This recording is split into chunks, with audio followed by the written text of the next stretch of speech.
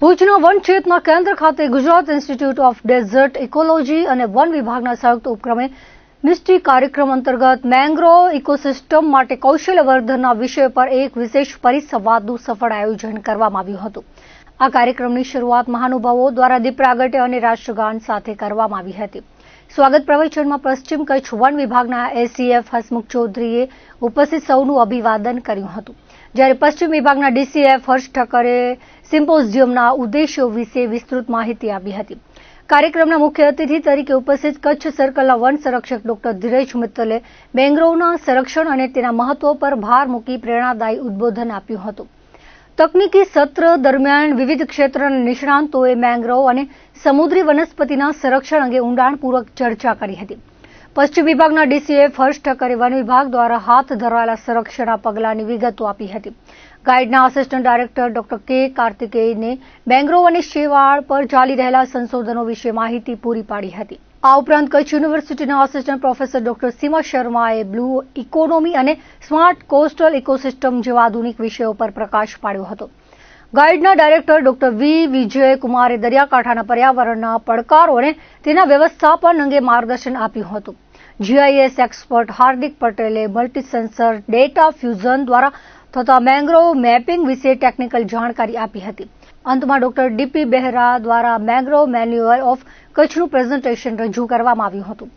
કાર્યક્રમના અંતે સહભાગીઓએ પોતાના પ્રતિભાવો આપ્યા હતા અને ડોક્ટર કે કાર્તિકેયને આભાર વિધિ કરી કાર્યક્રમનું સમાપન કર્યું હતું. આજરોજ વનચેતના ભુજ ખાતે ગાઈડ સંસ્થાના સહયોગથી ફોરેસ્ટ ડિપાર્ટમેન્ટમાં કચ્છ પૂર્વ વન વિભાગ, કચ્છ પશ્ચિમ વન વિભાગના જેટલા પણ સ્ટાફ છે તેઓના જે સ્ટાફ ખાસ કરીને મેંગ્રુવ વાવેતરમાં સંકળાયેલા છે તેઓના સ્કિલ અપગ્રેડેશન માટે એક સિમ્પોઝિયમનું આયોજન કરવામાં આવેલ હતું, જેમાં ગાઈડ સંસ્થાના વિવિધ સાયન્ટિસ્ટ સાથે સાથે કચ્છ યુનિવર્સિટીના પ્રોફેસર તેમજ નિષ્ણાંત જીઓલોજિસ્ટ દ્વારા મેંગ્રુવ વાવેતરમાં અલગ અલગ ટેકનોલોજી તેમજ મેંગ્રુવ વાવેતરની અલગ અલગ જે ટેકનિક છે એમાં કઈ રીતે એનું વધુમાં વધુ ઉપયોગ કરી સારામાં સારા રિઝલ્ટ મેળવી શકાય તે બાબતના એક સિમ્પોઝિયમનું આયોજન કરવામાં આવેલ છે. આ સિમ્પોઝિયમમાં વન વિભાગના જે પણ પાયાના કર્મચારીઓ છે જે દરિયામાં વિપરીત પરિસ્થિતિઓમાં મેંગ્રુવ વાવેતર સાથે જોડાયેલા છે તેઓની કામગીરી કઈ રીતે સારામાં સારી રીતે અસરકારક થઈ શકે તેમજ તેઓની સ્કિલમાં કઈ રીતની અપગ્રેડેશન થઈ શકે તે બાબતે ગહન ચર્ચા અને વિચારોનું આદાન પ્રદાન કરવામાં આવે. ભવિષ્યમાં આ પ્રકારના